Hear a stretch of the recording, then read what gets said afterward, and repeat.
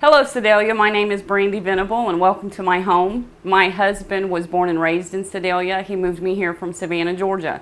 I am going to teach you how to cook a traditional southeastern stew called Brunswick stew, and let's get started.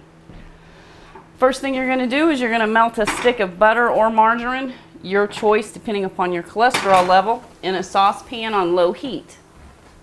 Once that's melted, we're going to add the ingredients. We're going to start with our sauce first. As everybody knows, the most important ingredients to any stew is the sauce. You can put whatever you want into it. If the sauce isn't any good, it doesn't taste good. What we have in here is 1 3/4 cup of ketchup, a 1/4 cup of mustard, and a 1/4 cup of vinegar. I believe it's a 1/4 cup. Yeah, 1/4 cup of vinegar. We're going to pour that in. You do not want it to boil. You just want it to get warm. Once it gets mixed really good, we'll add some more ingredients. The difference between traditional Brunswick stew and authentic Brunswick stew. Authentic Brunswick stew is made with rabbit and okra, as opposed to chicken and lima beans. But it's not the right time of year for rabbits, and you can't get good okra in this state. Not fresh okra. So we got that nice and blended, and then we're going to add some more ingredients. We're going to add a half a tablespoon of chopped garlic, a teaspoon of coarse ground pepper, a half teaspoon of crushed red pepper, a tablespoon of liquid smoke, a tablespoon of Worcestershire sauce, and a tablespoon of hot sauce. And you can use whatever hot sauce you want. I use Tabasco. I like it better. It's all a personal preference. And, there's also a half a teaspoon of fresh lemon juice in here. You can leave that out if you want to. You don't. It's not necessary. And turn the heat up a little bit. Once this gets blended real good, we're going to add some brown sugar to it. It's a very rich stew. It's a meal by itself. You can serve cornbread if you want to. And there's that. And the brown sugar. The meat base for this is, I've just used a whole chicken. You can bake it or broil it first. If you boil it, you take the flavor out of the chicken. So I baked a chicken, just a whole chicken, started out about 3.5 pounds, baked it on 350 in the oven, covered it with some salt and some pepper and some seasoning, baked it for about 45 minutes, let it cool, and picked it apart. Now we're going to turn that off, and we're just going to forget about it. We're just going to turn the heat down. And the next, in your stock pot, you start with another stick of butter. We Georgians like butter. We like fat.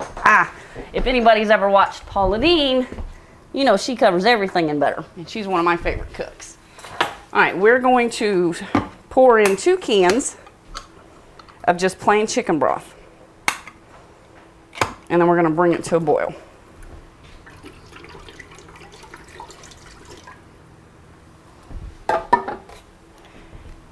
Get that good mixed. Now your other ingredients for this is going to be a can of lima beans, 2 cans of stewed tomatoes, and you make sure you keep the juice, but you're going to want to cut your tomatoes up into smaller pieces.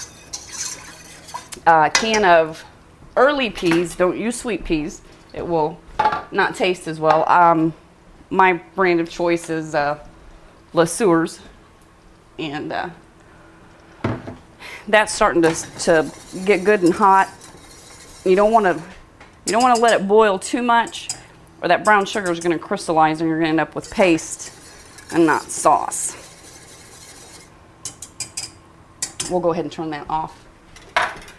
And let's see. Oh, other ingredients is a regular sized can of cream corn, 3 cups of diced potatoes that I start mine out in the microwave so you don't have that starchy flavor in your water, because when you boil potatoes, everybody knows you get that white foamy stuff. So I put mine in the microwave for about 10 minutes and get that going.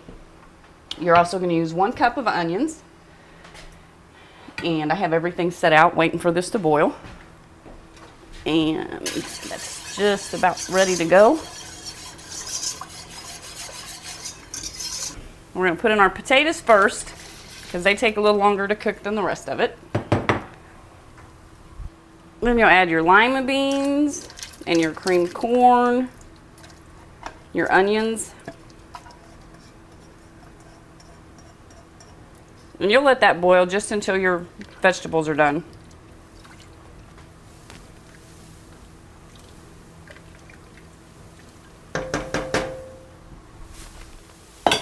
The last things that you want to add are your tomatoes and your chicken.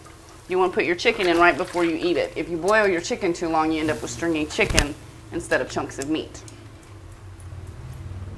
The Ivy Cottage Tea Room, where you can enjoy homemade soups, sandwiches, and desserts made fresh daily and served in a quaint, relaxing atmosphere at 217 South Ohio. Open daily 9 to 3, 9 to 2 on Saturday. We cater special events on or off our premises. Find out more by calling 826-6600. Vegetables are at a rolling boil. We're going to add the tomatoes, the chicken, and then the sauce.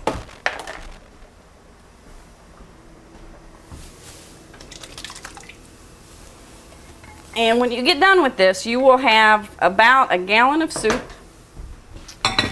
for just under $20.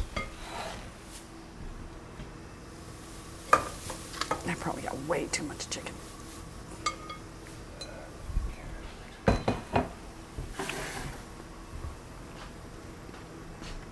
Add the sauce.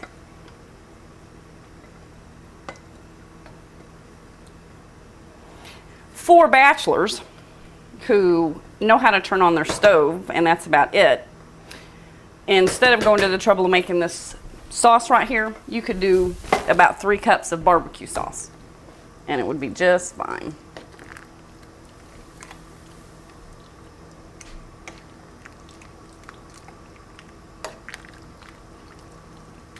Once your vegetables are done, completely done,